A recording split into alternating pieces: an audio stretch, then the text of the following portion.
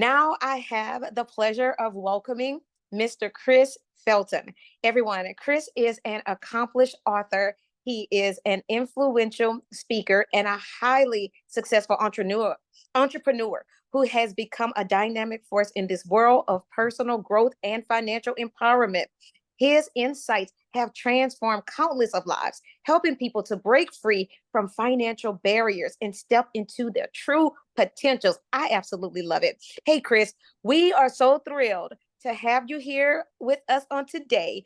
Please feel free to share a little bit more about your journey and what drives your work into our lives, in the lives of all your clients on today. So, again, everyone, please make sure you have your notebook, have a pen, so we could take some notes from Mr. Chris. You have the stage, sir. Hey, can you hear me? I can hear you well. Yes, sir. Awesome. Great to be here. Lima, thanks for putting this together. It's an honor to be here and to share with you guys some things that have made a huge impact in my life. And one of my favorite quotes is, "We're a miracle and a mess at the same time." And I will take you into a transformational time in my life. It was the bottom of my life. Um, I'm a CPA background, I'm a financial advisor, and I don't know if you've ever had a moment in your life when like things are unfolding in front of you and you're like, what is going on? Like, how is this happening? Like, it's surreal. It's almost like a movie. Well, I'm in front of my newly married wife, and in case she's listening, my second current and last wife, in case she's listening, and we're it's getting a little heated, and she's extremely upset at me. My wife is 5'1". Hurricane Marlo is not fun. Everybody in my office is scared of her. She's an intimidating woman. And she's counting on her fingers and she's cussing. And I mean, all these things are happening. And the reason she's upset is she married somebody that wasn't super truthful. And I had left my corporate career behind. I was a financial services entrepreneur. We're beginning the Great Recession in 2007, 2008. And I was having a little bit of success, and I was, giving lots of talks on success and success principles and how to be successful financially. But what my wife didn't know was I was a financial disaster. And I let her in on the fact about 6 months earlier, and we had to get out of our home, and now we're renting a small home. And I just had made some stupid financial decisions. I was divorced a few years early. My kids were earlier. My kids were 7 and 4. I'm in Colorado. They moved to Atlanta with their mom. Um, I was too broke to see them. I signed a 6,000 square foot office lease uh, based on the worst piece of financial advice I've ever gotten. If you build it, they will come. Don't sign an office lease based on if you build it, they will come, because nobody showed up. And I'm paying my ex-wife $5,200 at the beginning of every month in alimony and child support. So I have about 4 or 5 mortgage payments basically going out. I'm $250,000 in credit card debt. We are leaking literally thousands of dollars a month. And so the reason my wife is so angry at me is because I had to pay my ex-wife the very next day the $5,200. And I was broke as a joke. And the only way I was going to pay her was I had to convince my wife to give me her money, right? Because she was good with money and she knew not to commingle money with a broke dude, right? So she had savings. She had her eye on a brand new Nordstrom's business suit. She's a financial advisor in business with me. So I had to come home and ask my wife for the money to pay my ex-wife. How do you think that went down? Not too good. Nicole, smart? Not smart. Not too smart. But I was desperate. Desperate times, desperate measures. And she got so mad that she picked up her purse and she threw it at me. What kind of woman throws a purse? A pissed off woman. And why are women's purses so big, right? So I see this huge purse flying through the air, hits, stuff scatters everywhere, but she doesn't just throw it once. She picks it up and throws it again. She picks it up and she throws her purse at me 3 times. Fortunately, her hand-eye coordination is pretty pathetic, so I was never in any real danger, but we're having the fight of our lives. And I just said, well, if it's so bad, why are we still married? And because she's just like, how can a CPA and a financial advisor be broke? How's that possible? I wrote a LinkedIn article this year. Why are there so many smart, talented, broke people? And for this event, I would say, why are there so many smart, talented, broke Christians? Money's the second most mentioned topic in the Bible.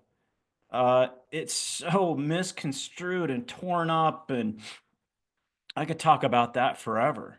There's so many things. God didn't want us to be broke and in poverty, but people take scriptures and they turn them around often to justify their broken poverty. Nobody wants that, but that's where I was.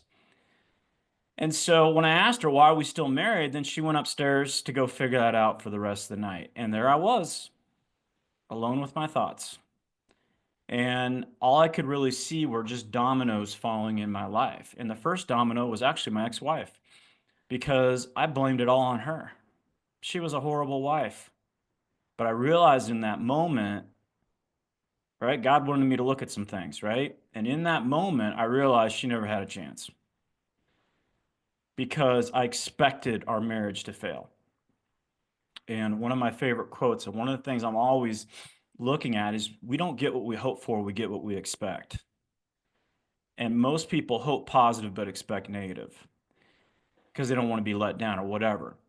And it's just a question I ask myself because I think great questions lead to great thinking that lead to great, hopefully, results. But I'm always asking myself in my business, in my life, in my spiritual life, in my relationships, in my health, in my heart of hearts, what am I really, truly expecting?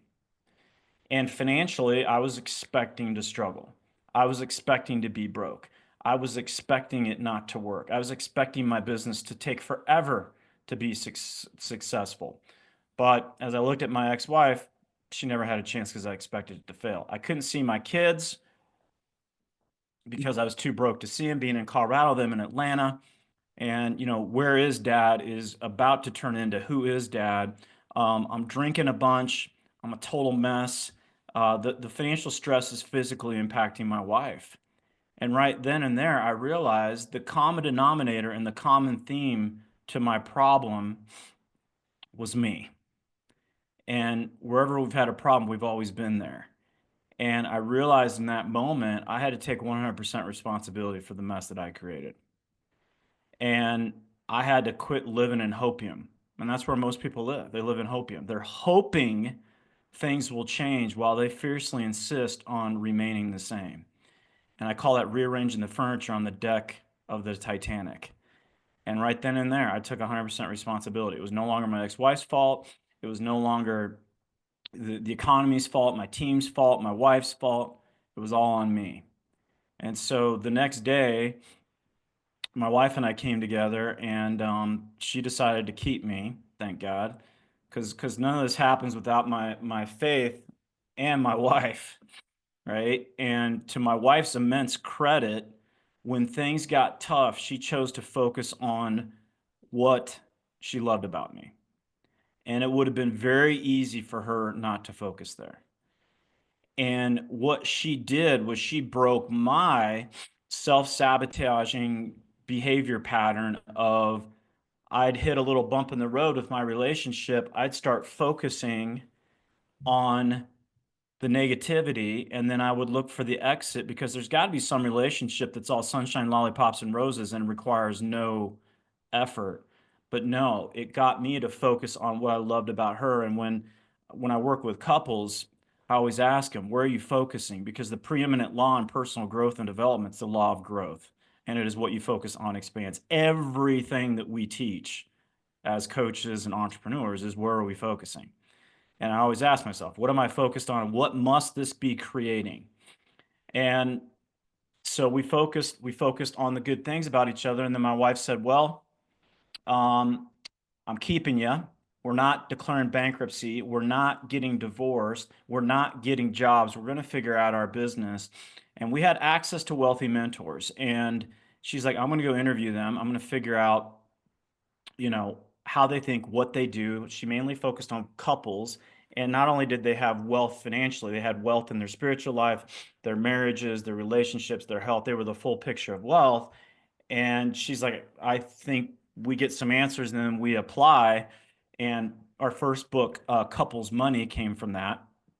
And then she was kind of like, what are you going to do, Chris Felton? And I'm like, I'm going to figure out how this keeps creating broke. I don't know why I'm a CPA and a financial advisor and I'm broke, but I'm going to figure it out.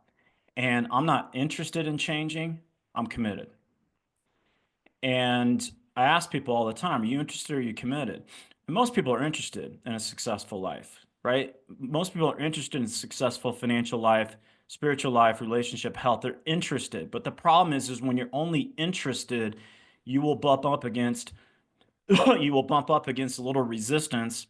And most people do like I used to. I'll go take the chicken exit. Because one of the biggest lies we've been told in the United States today, and it's exacerbated on social media, is the belief that we can get something for nothing. And it's a lie. And I said, I'm committed. She's like, what's that mean? I'm like, I'm committed. I'm all in. It's on like Donkey Kong. You know how an Olympic athlete treats their sport? As I asked her. Yeah, that's me. They're all in. There's no question. She's like, what are you going to do? I'm like, I don't know. I'm going to get up at 4 a.m. I'm going to study everything I can on beliefs around money, money consciousness, everything, Bible, you name it. I'm going to pull out one limiting belief at a time. I'm going to replace it with an empowering belief. I'm going to remake my whole financial golf swing because my coach that I worked with for 4.5 years, he said, Chris, what's more important, the golf club or the golf swing? And it's the golf swing. But in the world of finances where I live, people are looking for the golf club. They're looking for it's one of the reasons why I'm still a 17 handicap and I've been that way for decades, because I'm looking for the golf club. I don't want to put any time into my golf swing. I don't have any desire for it.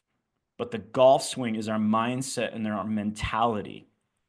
And the root of broke is a broke mindset. And it had to change. And when I made the decision to go all in, it's funny how God affirms. And right when I made the decision to change it, right? Because guess what? Dad was broke, mom was broke, grandma was broke, grandpa was broke. God was handing me something, event plus response equals outcome, to transform our family's lives. And right as I made the decision, my friend texted me my favorite Billy Graham quote. Once somebody gets their attitude straight around money, it helps straighten out every area of their life. Once somebody gets their attitude straight around money, it helps straighten out every area of their life. OMG. And I wrote a whole book that kind of lays that out, Think and Grow You. But I only have time for one of the topics in there, but it was the biggest one. So I worked with a coach for 4.5 years, and I'm a left brain CPA. My wife and I, decided we had to double our income. We ultimately, hit 7 figures as an entrepreneur. We, released all that debt, did some really good things. Glory to God, right? Obviously. And it's why Matthew 6:33 is all over my book, right? Seek first the kingdom of God and his righteousness, and all these things will be given to you as well. That's what happened with us. And so we've been blessed. But as we were turning things around and I was looking to do things differently, I hired a coach who was free, financially free. He was a Christian, unbelievable guy. I worked with him for 4.5 years. And so we did our first coaching session. And I'm a left brain guy. What am I looking for? I'm looking for strategery, right? What's the strategy? What's the how-tos? One of my most favorite books is If How-Tos Were Enough, We'd All Be Rich, Skinny, and Happy. I was looking for strategy. And so I hired him to double our income. And then we set this really big savings goal that felt like Mount Everest. And so we did our first coaching session. And he goes, he's like, I got a homework assignment for you. And I'm like, goody, right? 'Cause CPAs, we love homework, right? Goody, homework. He said, I want you to forgive your ex-wife. And I was like, what? What do you mean? She's horrible. Like I told you, like she's not good. Like whose side are you on? And I started pushing against him. And then anytime right, our ego's not our amigo, right? And anytime I would push against him and fight him on things, he would ask this question. I hated it. But he said, based on results, how's your way working? Mr. Felton, based on results, how is your way working? I'm like, okay. He's like, you're broke. You're staring down divorce number 2. You're kind of a drunk. How's your way working? I'm like, all right, all right. I'll forgive her. How? How do I forgive her? He's like, I'm going to give you an exercise. And I want you to do it every day until you no longer need to. When we're done with our call, I want you to grab a blank piece of paper. I want you to write her name at the top. And I want you to write down everything you appreciate about her. And I want you to do it every day until you no longer need to.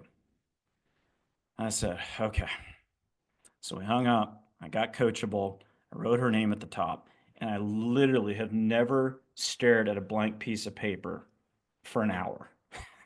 Like, and I just realized that in that moment, I'm like, oh my God, man. It's not time management, it's energy management.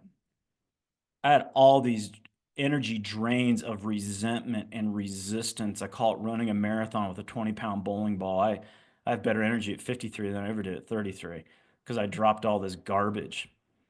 And I was just staring at the piece of paper, and then the hour, right? We're at the 59-minute mark, and I said, okay, she's a good mom. I wrote that down. She's not a good mom. She's a world-class mom. And then the next day I did the exercise. I found a couple more things. And the next day I'm like, maybe I'm getting handed this. Maybe she's my greatest teacher. Who knows, right? And then I got a good list of things I appreciated about her for about 10 or 15, and I didn't need to write them down anymore. I'd be on a run, I'd be driving, and every day I would just rework that list mentally. And guess what happens? New neural pathways start getting formed. The old neural pathways in our brain of resentment and hatred and anger, it's kind of like a jungle. It starts growing over. And then it was like, okay, I'm up to saying, hey, Merry Christmas in a text, and hey, I appreciate you, and Happy Mother's Day, and thanks for all the things that you do for me and my family and the kids and all those things. And my brain just started rewiring, and I couldn't remember all the things that we even fought about. And then she remarried a great guy, and my kids were in Atlanta, and we turned our financial lives around, and I would fly into Atlanta. My kids were big baseball players, which was just an amazing time. I'd come in on a Thursday, there'd be 8 baseball games between my 2 kids, and I would stand next to her during the games and catch up on our lives and catch up on what was going on. And her husband would be standing next to me, and I'd be catching up on him. And and I remember one day leaving the park, and this recently divorced husband, dad of one of the players on my kids' team, walked up to me and he's like, how do you do that? I'm like, how do I do what? He's like, how do you do that? How do you stand next to your ex-wife the whole game? He's like, I'm over in right field. She's his ex-wife over in left field. Like, how do you do it? I'm like, well, hey, there's this exercise, man. Like, just write your ex-wife's name at the top, and write down everything you appreciate about her. And it's yeah, it's he's like, dude, you're a freaking alien. And he like walked off, right? And I also know one of the reasons why I wrote my book is I know God put on my heart this topic of forgiveness because people suck at it. They're so bad at it. It's so intellectual. They don't know how to do it. And I get it. And I've done lots of keynotes, lots of big keynotes. I've been super blessed to be in front of a lot of people and entrepreneurs. And I'd come off stage, and there'd be a line waiting for me, and I thought they would tell me, how great I was and all that. And they're like, what was that last thing? Like, you're telling me I'm stuck in my business because I can't forgive my ex-wife. I can't forgive my ex-husband. I can't forgive. Like, I'm like, dude, my coach told me, he said, if you don't forgive your ex-wife, you will be a broke for the rest of your life. You'll never let your money in if you don't forgive her. So they fight me, and I'm like, well, I know based on results, like that, right? And they walk off. And one guy run out. He was like, my dad was the worst person on the planet. Like, what are you talking about? I'm like, bro, dude, you've been in the same freaking spot for 10 years. Might want to give forgiveness a chance. And then last part, and I'll wrap up. But so I was in Dallas. I was doing an all-day workshop, 8 hours. You guys have all been there. And I come off stage, and this guy, about 5'8", 60-year-old Hispanic guy, this big thick beard, financial advisor, walks up to me and he's like, that was pretty good. But that last part, forgiveness. I'm like, what do you need to do, bro? He's like, my ex-wife. Like, what's going on? I've never forgiven her. Really? How long's it been? He's like, 25 years. Okay. Wait here. And then he ran outside. I was talking to some other people. About 30 minutes later, he comes in. Eyes are puffy. He's got snot in his beard. Like he looks 10 years younger. And he's like, I called her. Called my ex-wife. And all we did was bawl and forgive each other. It was unbelievable. One of the greatest moments of my life. And he kissed me on the cheek and he left. I never saw him again. And so, guess what? We all have it. There's people we need to forgive. I had to forgive myself for blowing up my first marriage, right? I had to forgive myself for all the stupid stuff I was doing. There was no way I was going to transform financially if I was going to continue to beat myself up of all the mistakes I made. So, question is, what do you need to forgive? Who do you need to forgive? And what do you need to forgive? And if you don't, you might die because one of my good friends, great Christian brother of mine, energy healer. Well, I had to throw this in here because we got some doctors on there. He cured himself of cancer, right? And he did some things naturally and all that. He never did chemo or any of that. I'm like, what'd you have to do? He's like, I had to forgive my parents.